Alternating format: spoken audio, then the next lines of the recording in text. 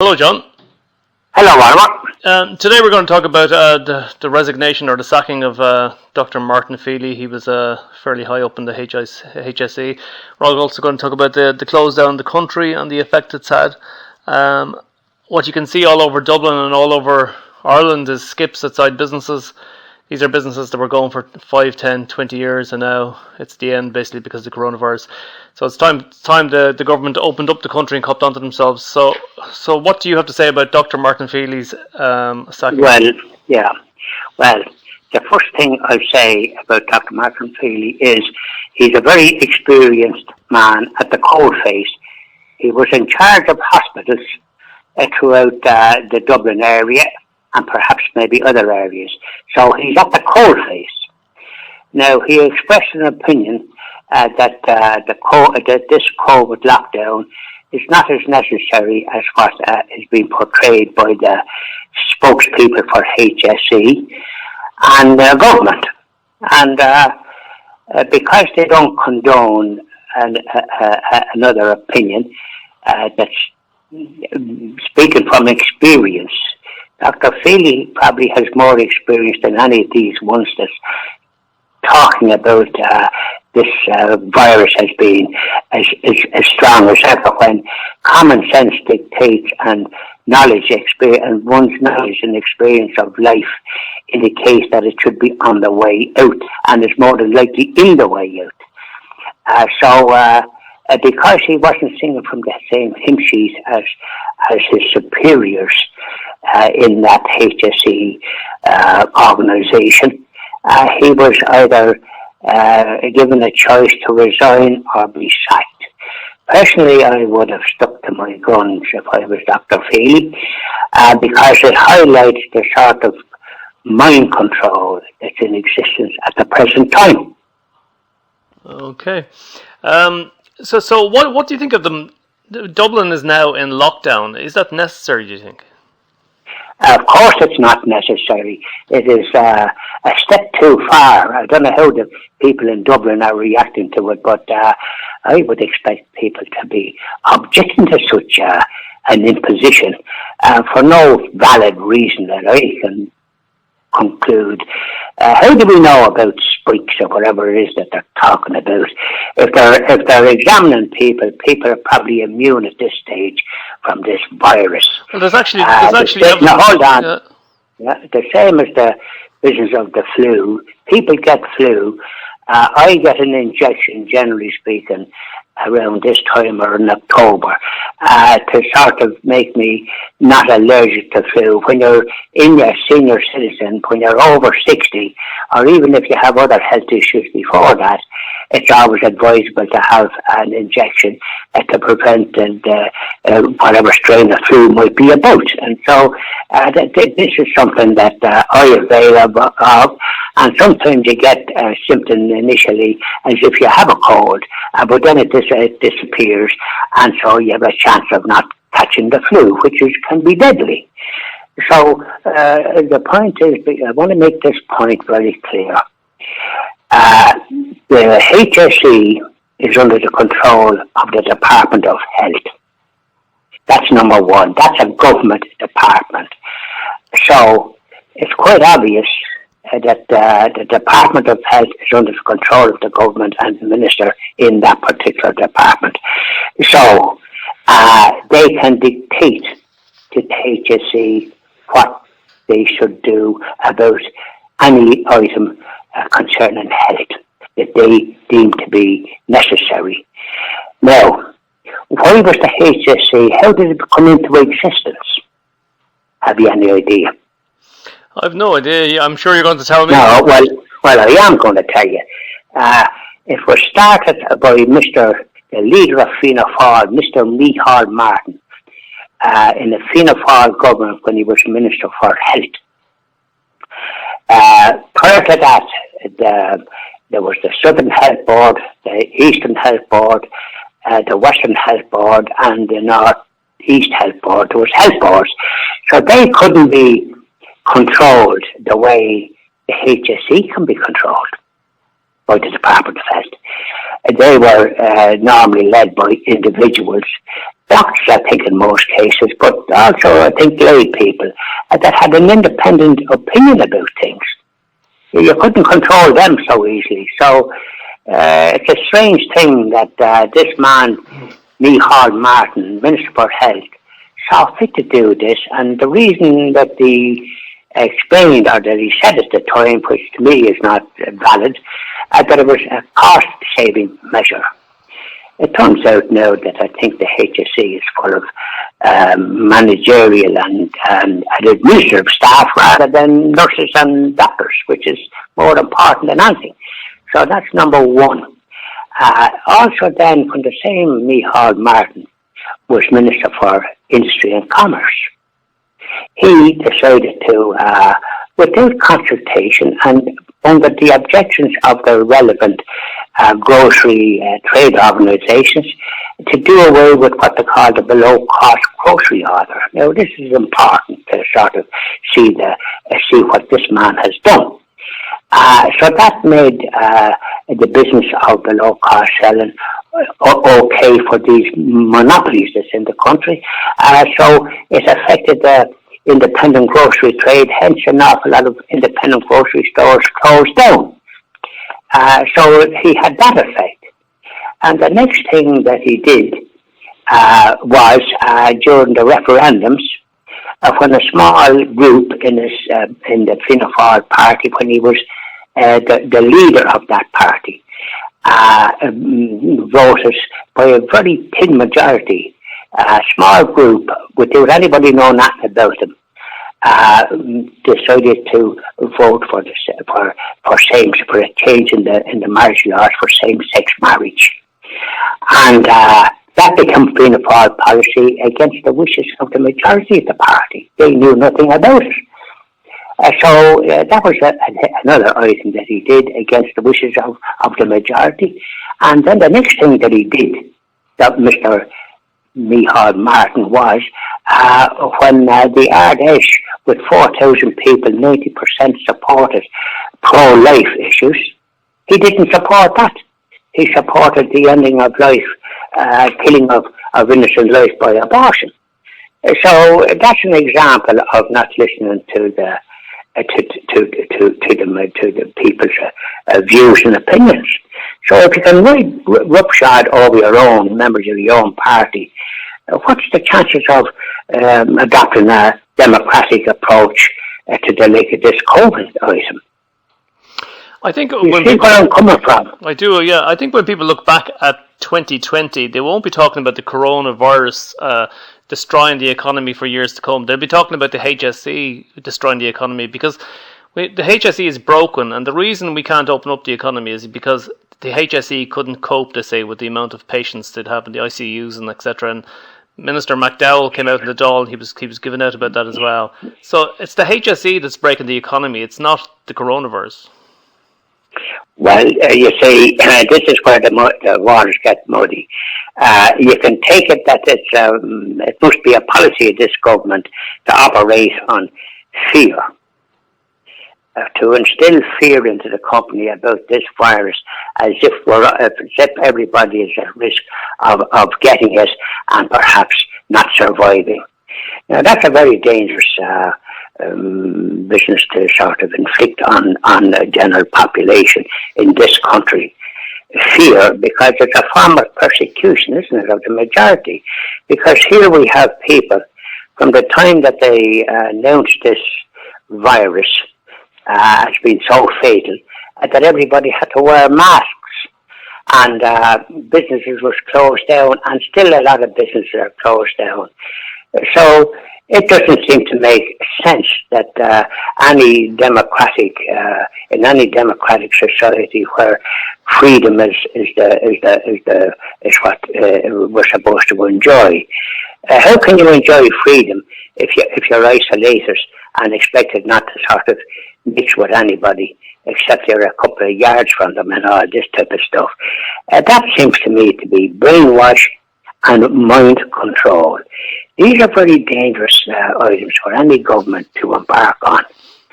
And it seems to me that this government has embarked on that against the evidence of people like Dr. Feeley and other spokespeople that don't think that this operation of closing everything down and closing Dublin down, making Dublin a no-go area, it's not going to do much for the people in Dublin. For anybody visiting that place, probably be prevented from visiting. And I wonder if the bus is able to go up. Because if Dublin is banned from going, that means nobody can go into it.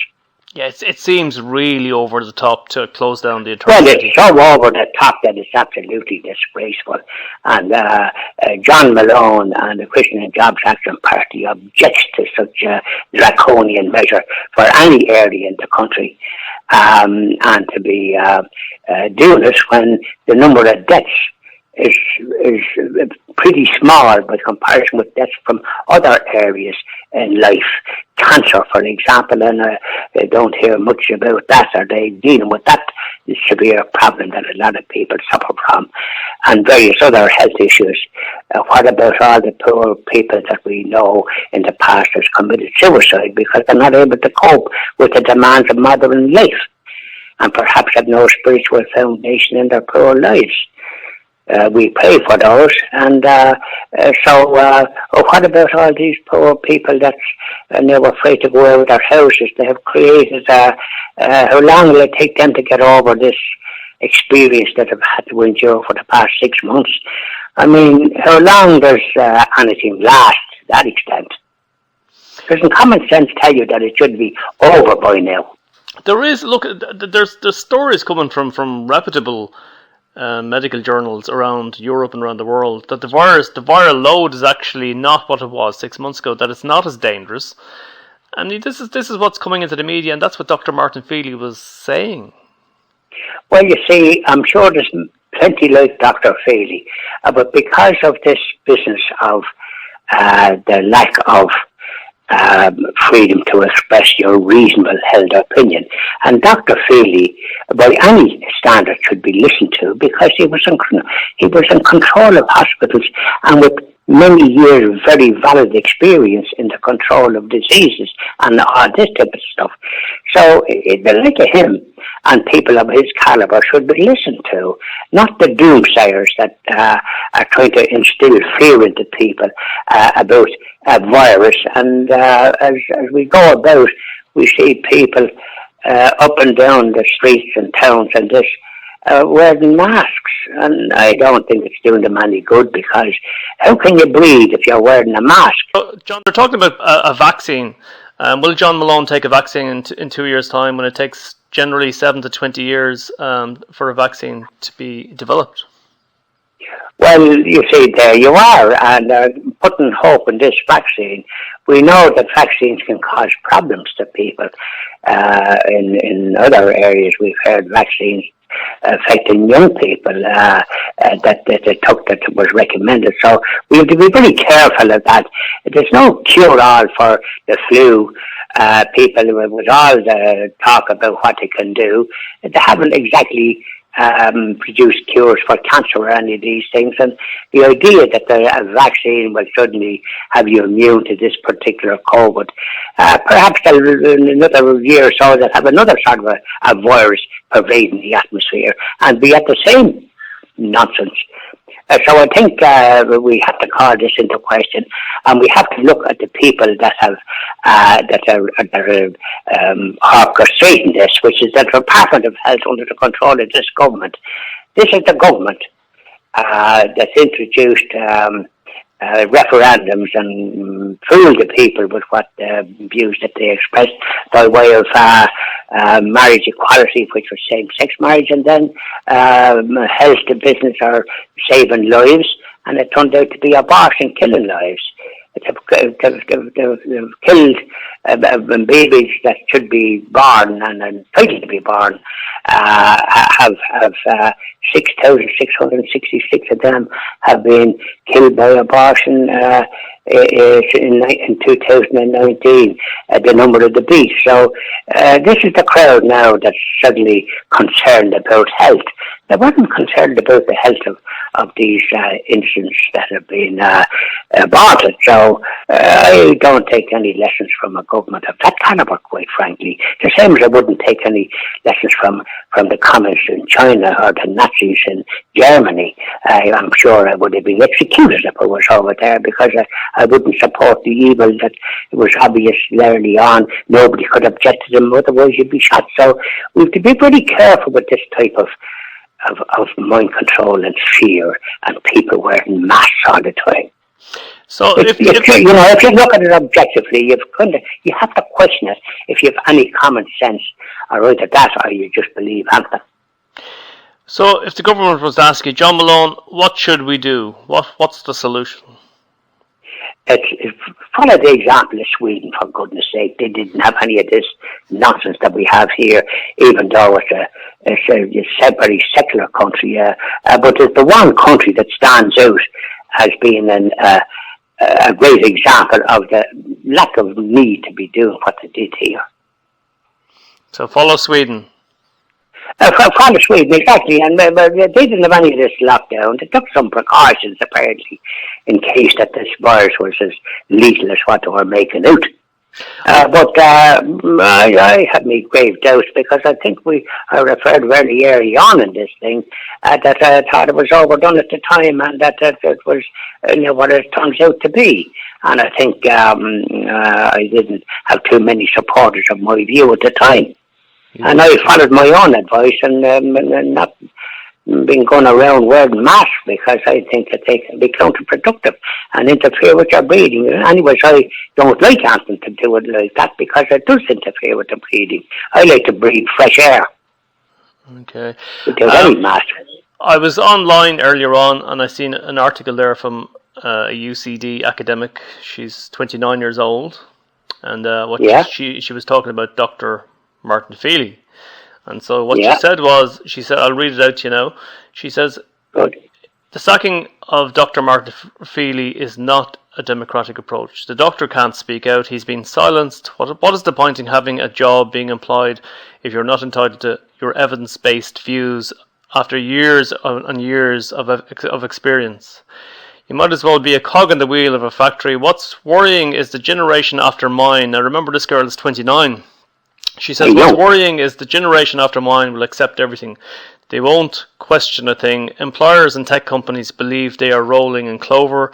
The generations after this will argue and fight about everything until the cows come home. People with families are usually silenced, though, as they are distracted trying to care for their kids. The jobs of the future will be given to 18-year-olds citing digital skills, when really it's because they won't challenge the status quo. She calls them the beige brigade. She says they view the world differently because they come from a rosy, privileged upbringing, which we didn't have. She says that's 18-year-olds in a nutshell compared to the people that went before them. So what do you think of that? That the generation, she says... I think it's very good, because young people, what I find good about that is she's 29, and I think other young people are not as gullible, because when you're young, you do question. That's how you grow in maturity. You sometimes question things. The first thing you start questioning is your parents. Suddenly, you think they know nothing. And 20 years afterwards, you find that they had something between their ears. So you're questioning things, and that's how you mature, because if you sort of take everything as gospel, well, then you're not going to be able to distinguish right from wrong. And this is the tragedy, I think, with this vision of what this government is about, and previous governments. This mind control bloody nonsense, and I think that there is quite right. And I think young people probably mightn't be led as much as maybe middle-aged people that have never experienced this, and that they're sort of. But young people question things, and I think so. That's hope. I think the university graduate that spoke there is very good, but I think I give great hope to young people to question things, because as I grew up myself, I was questioning things, and that's how you grow in maturity. And as you get older, you've all the experience of knowing how you had to toe the line and sing from the same hymn sheets as others, when actually you thought different. But you do grow in maturity in spite of that. So I think now that's great to think that the 29-year-old is viewing it in the way that you've, after just coming out with her. I support her views 100%, and I have great hope for young people to come out and let their voices be heard loud and clear. Thank you very much, John. Thank you very much, Oliver. Bye.